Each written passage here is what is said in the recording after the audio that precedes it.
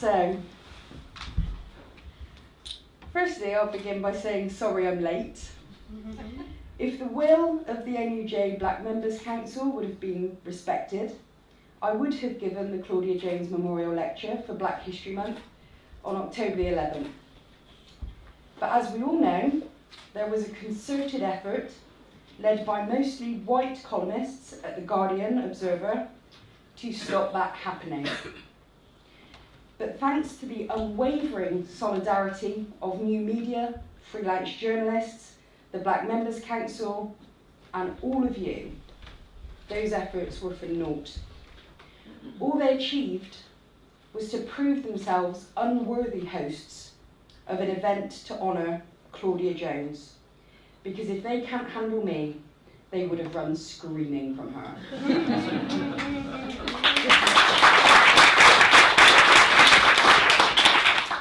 And so, it is my honour to welcome you all to the inaugural alternative Claudia Jones Memorial Lecture. Tonight, we reclaim Claudia Jones. She was a radical, an activist, and a proper lefty. She was, she was one of us, and a bunch of entitled pundits do not get to hijack her memory in service of tokenism. In the truest spirit of this phenomenal woman, we're getting on and making change happen ourselves. Thank you to Sam and Sophia for sharing their wonderful words with us tonight, and to Team Canary and Sands Film Studios for moving heaven and earth to create this event in just a handful of days. I'm going to throw these as I go, but I will pick them up at the end, so there's no littering. So, who was Claudia? This is her. Claudia Jones was born Claudia Vera Cumberbatch in Trinidad in 1915, as the First World War raged across Europe and the Commonwealth. She described her later name change to Claudia Jones as, quote, self-protective disinformation. I love her. When she was 9 years old, her family emigrated to the United States to escape the post-war cocoa crush that crushed the Trinidadian economy. But in reality, things weren't much better for a poor black family in 1920s New York. Within 5 years, her mother had died. She literally collapsed over a sewing machine at her factory job, worked to death. And in 1932, wretched living conditions nearly killed Claudia too. She contracted tuberculosis, and although she survived, the irreparable damage to her lungs plagued her throughout her devastatingly short life. Despite receiving the Theodore Roosevelt Award for Good Citizenship in junior high and showing outstanding academic promise, Claudia's gender, class, and colour saw her barred from pursuing a college education. Racial, economic, and gender inequality came together in what she would later describe as triple oppression to obstruct her path. So she began working in a laundry in Harlem, and on the side, she began writing a column called Claudia's Comments for the Harlem Journal. If there was a single event that radicalised Claudia, it was the case of the Scottsboro Boys. 9 black boys, one as young as 13 years old, were falsely accused of raping 2 white women and sentenced to death by an all-white jury. Claudia wanted to help, and her search for organisations that were supporting the boys led her to join the Young Communist League. Through her roles with the Communist Party of the United States, she began fulfilling her potential as an activist and a journalist. Before long, she was a prominent leader in the movement, a woman both feared and respected for her passion, intellect, and drive for equality. In her own words, Claudia called for people to come together as an anti-imperialist coalition managed by working class leadership, fueled by the involvement of women. By the mid-1940s, Claudia addressed crowds of 14,000 people at New York's Madison Square Garden. Eyewitnesses recall she held the crowd in such raptured silence you could have heard a pin drop anywhere in the stadium. And this was before the civil rights movement, before Rosa Parks, before Martin Luther King. And yet Claudia Jones, this working class black woman who wasn't permitted to drink from the same water fountains as white people, was captivating crowds at one of the most prestigious venues in the entire country. She was seen as more radical than Karl Marx because she knew that capitalism was just one source of oppression. We could deal with capitalism tomorrow, and racism and sexism and other structural oppression would remain. This meant Claudia was not only challenging the capitalist establishment, but the communist establishment too. She was fighting for equality for all. She believed that fight belonged to everyone, and so everyone belonged in the fight. And this, for me, is the crucial gulf between white middle-class liberalism and the radical left-wing movements that grow up in working class and non-white communities. White middle-class liberalism says, be patient. We'll gift you some more rights as soon as we can. You just sit politely over there while we try and sort this all out for you. The left, the radicals, and the activist movements say, we will build an equal future together. Radical movements are urgent and inclusive because, as Claudia knew all too well, if the leadership and membership of any movement excludes the very people it claims to support, it has already failed. Her thinking on this was remarkably prescient because it could be written on the tombstone of neoliberalism today. And everyone on the left must have this front and centre in our minds if we do not want to repeat the mistakes of our history. If our solidarity doesn't extend past the borders of our own self-interest, it's no kind of solidarity at all. Between 1948 and 1945, Claudia Jones was jailed 4 times for her activism. She was criminalised for campaigning for equality in housing, education, and employment. She was 36 and serving one of these sentences when she had her first heart attack. The same year, she and 11 others were convicted of un-American activities, whatever that means, under anti-communist legislation of the era. And by 1955, the US began moves to deport her. But she was refused entry to her birth home of Trinidad. Why? Because the British Governor-General of the day didn't want to let her in. He said, quote, she may prove troublesome. Claudia, I can identify. In December 1955, just 6 days after Rosa Parks refused to give up her seat on a segregated bus in Montgomery, Alabama, Claudia Jones was deported.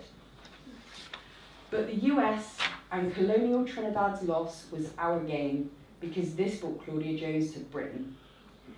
Despite ailing health, she created a legacy here that has long survived her. She founded and edited the West Indian Gazette and co-founded the Notting Hill Carnival.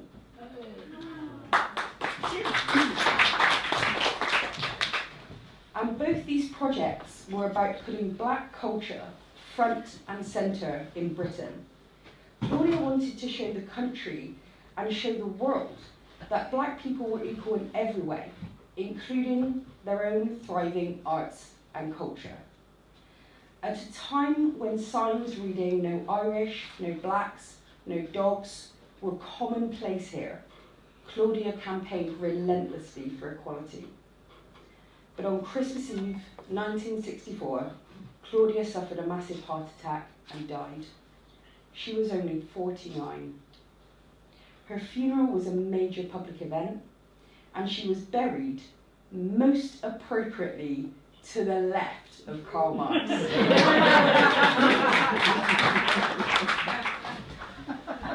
That's true, you can actually see their tombstones next to each other in Highgate Cemetery. And while it's really tempting to say that the world was left a lesser place without her, that would really sell short her legacy. Claudia did not come to knock politely at the door of the British establishment. She came to kick it down. To the establishment of her day, she was the wrong colour, the wrong gender, and she had the wrong politics. But rather than conform and beg permission to enter that network of privilege, Claudia sought to dismantle it altogether. Her mission was to build a world that works for everyone. Claudia often said that people without a voice were as lambs to the slaughter.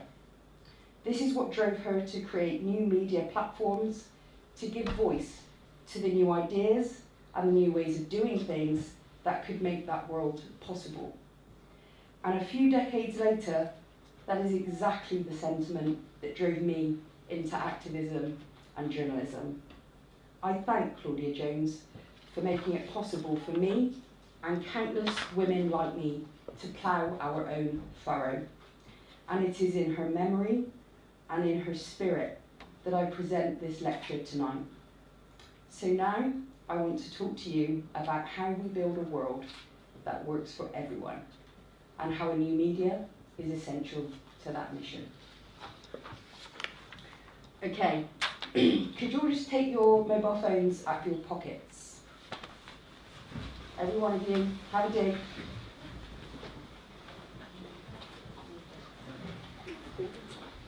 Fabulous, well done. And now wave them in the air like a lighter at a rock concert. Excellent, that is actually entirely irrelevant to this analogy, but I just really... it's just fun for me. Now, if I told you that that phone of yours was it for phones, that it was impossible for humankind to do better than that phone, you'd probably call me crazy. Why? Because you believe in the power of technological revolutions, past and future, to improve your phone. We're like that with science and technology. We eagerly anticipate revolutionary change because of the anticipated benefits of technological progress. But when it comes to socio-economic matters, our politics, our economics, we are conditioned, largely by our media, to be Philistines, afraid of and resigned about the possibility of rapid and dramatic change for the better. Those pushing the boundaries of science and technology are celebrated as pioneers. Those pushing the boundaries of social and political change are dismissed as dreamers, or worse, vilified as extremists. That stark difference places limits on our ability to create revolutionary human progress. It tells us that it is impossible to build a world that works for everyone. And these limiting thoughts are shackles that we have to break. There he is.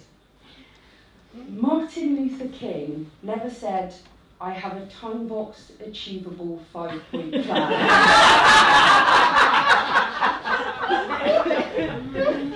He said, "I have a dream." He placed himself in an imaginary future and shared what he saw so vividly that it was real to the people of 1963.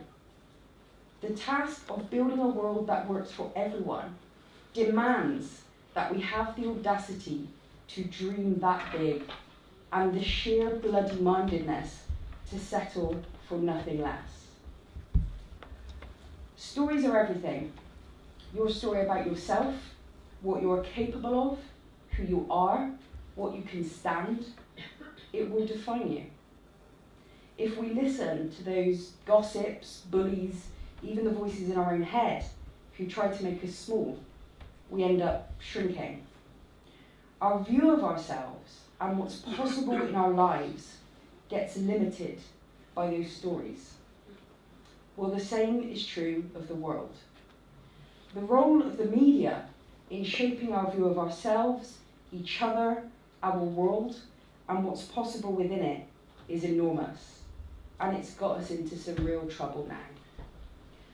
The first time I learned that there was something very wrong with the political and media storytellers of our country came in 2002.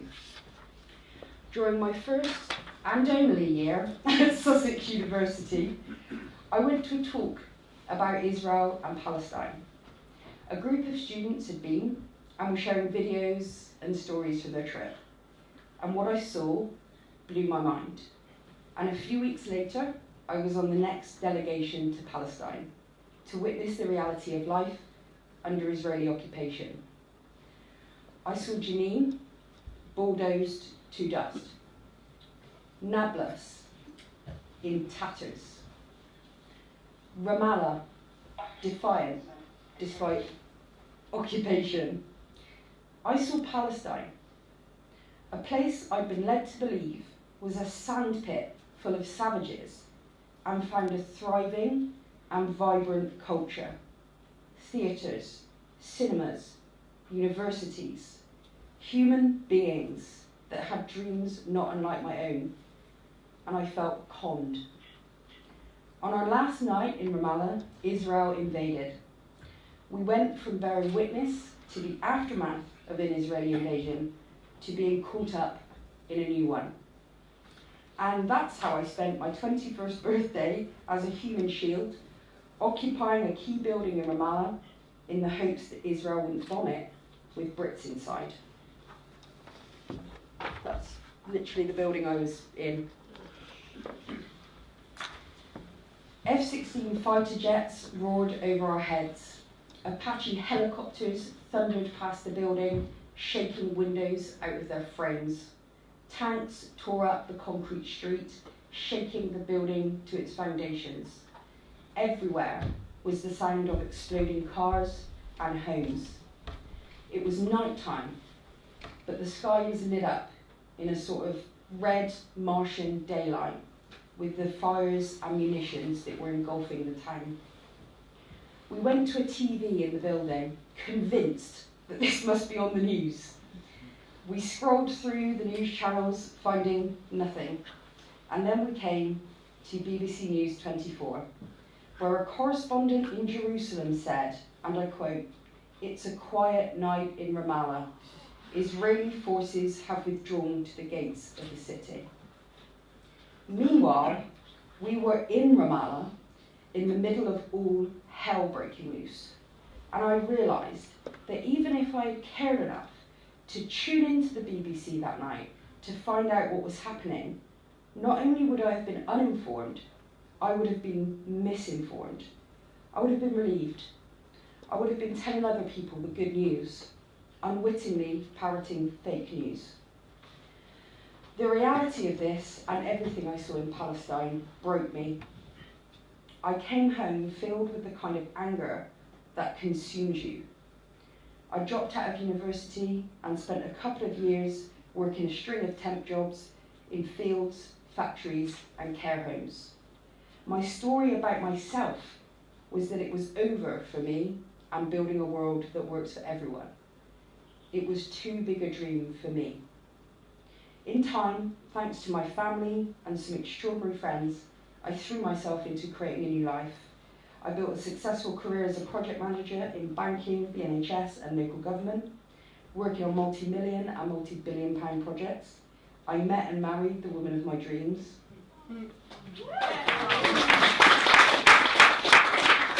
I was happy and living the kind of life I never thought I would when I was in the wilderness years. But if I'm completely honest, I knew I wasn't doing what I was here to do.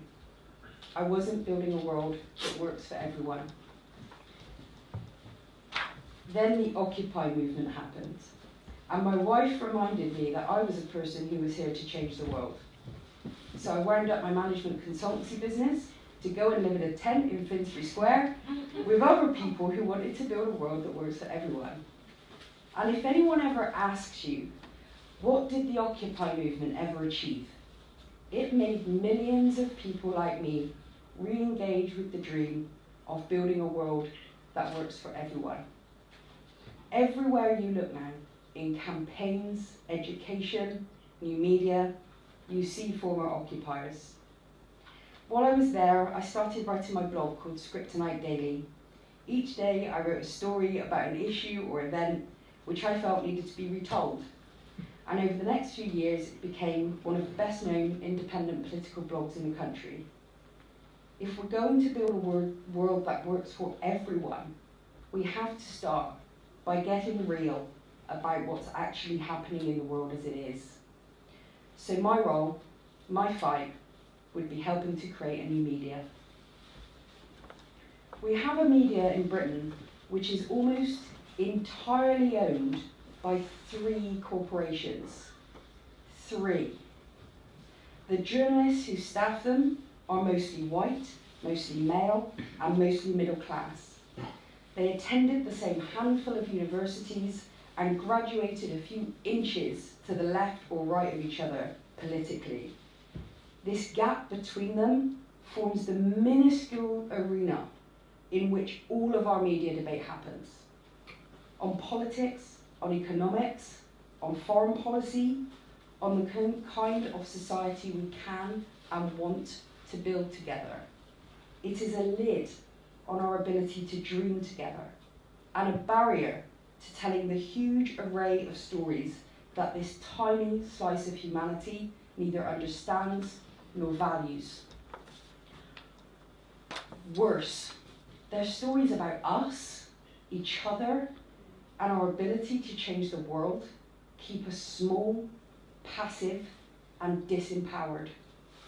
So in the spirit of Claudia Jones, a new media revolution is happening.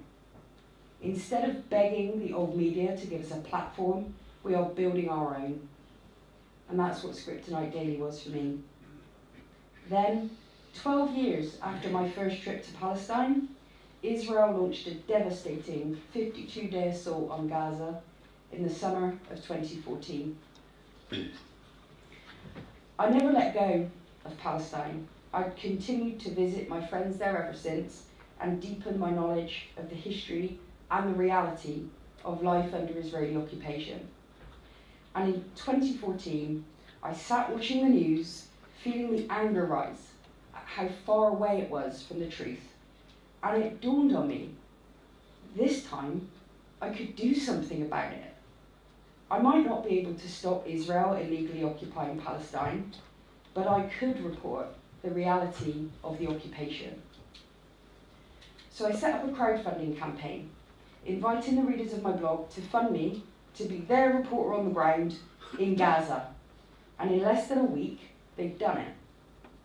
A few weeks later, I was in Gaza, witnessing a fresh kind of hell being meted out to its 1.8 million civilian residents.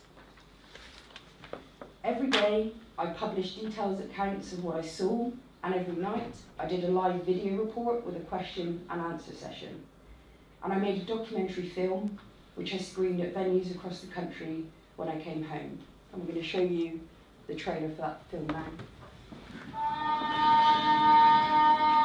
This is a mosque that's been bombed overnight in the heart of Gaza City. People are still praying. You've got to ask who they're praying to. It doesn't sound like anybody's listening right now.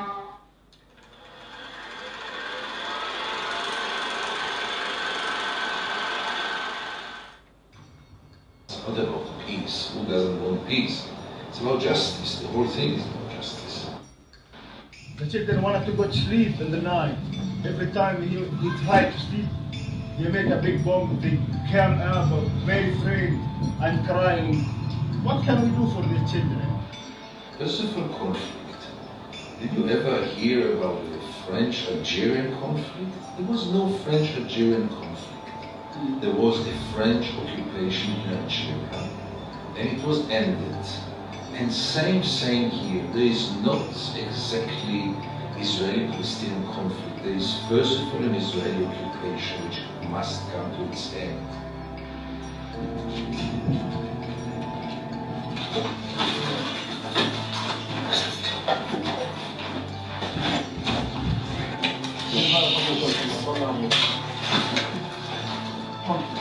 I thought this was his house. Yeah. It's not house now.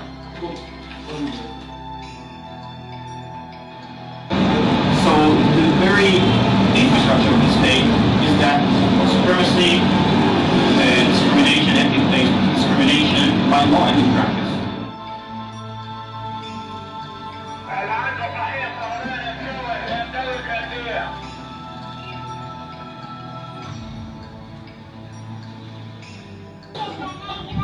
Eight months pregnant, and this is her home. This is where they live. This woman and her 7 children. The two-state solution is yesterday's solution. We missed the chance for this. It's only to gain time. It's an excuse to gain time. Two-state, two-state. It's over.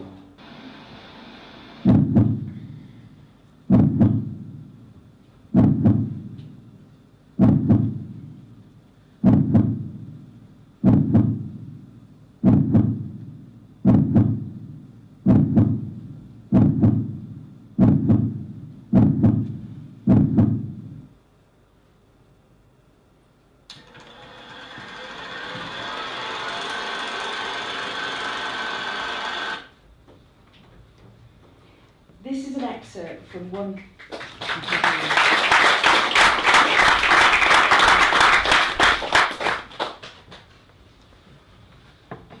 This is an excerpt from one of my daily reports. It describes what I found talking to patients along just one corridor of Al-Shifa Hospital in Gaza City. A man sits in a wheelchair. His left leg was blown off while he sat on his own doorstep. Israel had announced a 4-hour ceasefire, so he was about to go to find food and supplies during the break from shelling. Instead, an Israeli shell landed in the street, killing 12 and injuring 120 of the residents. His lifelong best friend was killed. He tells me he does not even know how to live in the world without him. A child, just 8 years old, lays on a gurney. His pelvis and femur were shattered when he was blown from his 4th-story home by an F-16 missile, which killed many of his relatives.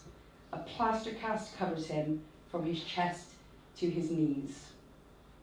A father and son sit alone in a side room.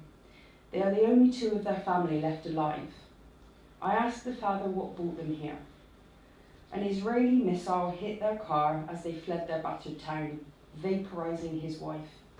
His teenage daughter was decapitated in the blast. He had to carry her all the way to the hospital, headless, in his arms. These stories changed minds. The difference between coming home from Gaza in 2014 and coming home in 2002 could not have been more stark. When people have the opportunity to hear the real stories in their true context, they make better decisions. So I wanted to build a bigger platform so we could reach more people in this way. In October 2015, I co-founded the Canary. We set up with less than £500, no external investment, no network, no powerful friends, just a bunch of writers with a dream. Within months, the Canary broke into the UK's top 100 news sites. And by the 2017 general election, more people were reading the Canary online than New Statesman, The Spectator, Reuters, and The Times.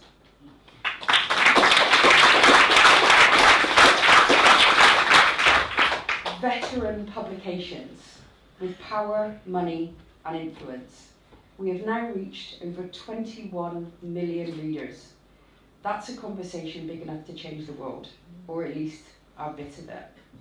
In fact, just an impromptu moment, can I just get the Canaries that are in the room to stand up, please? I really want you to see the people that write your news.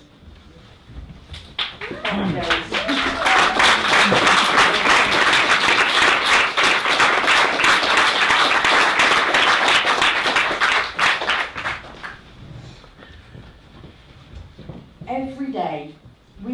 tell the unreported, underreported, and misreported stories the world needs to hear.